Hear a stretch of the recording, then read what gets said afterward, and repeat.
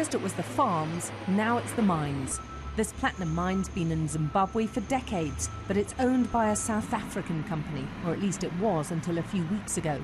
The company's had to hand over 51% of its shares to a state fund, part of the government's plan to empower black Zimbabweans, and it says redress colonial inequalities. It's not gone down well in certain quarters. The man in charge of it is seen as a successor to President Robert Mugabe.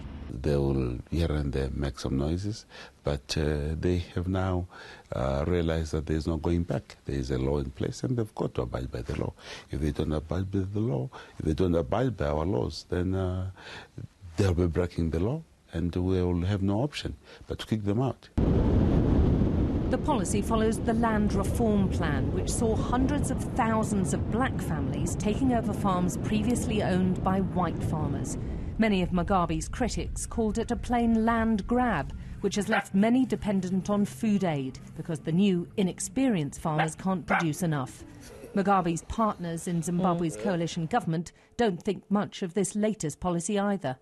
What sane person is going to put money in an economy where before you even start you are threatened with acquisition of 51%? So it is a conflict and a discord that is inspired by partisan positions and not inclusive government positions. Elections are due before next year, and Mugabe's party is keen to have them sooner rather than later, so plenty think this is just an election ploy. Certainly there's enormous scope to entice support when poverty around the country and even in the capital is so rampant. Far too many Zimbabweans still live like this, in squalor, with 3/4 of the population existing on less than $1 a day. That's 75 pence. So the idea of black empowerment could be a vote winner.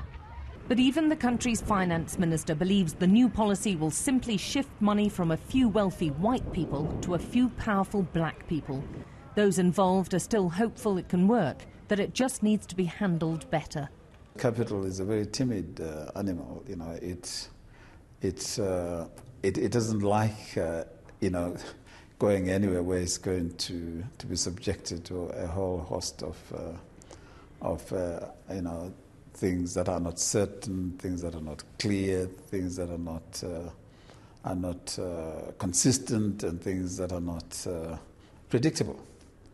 And I mean, we need badly investors, to come to Zimbabwe.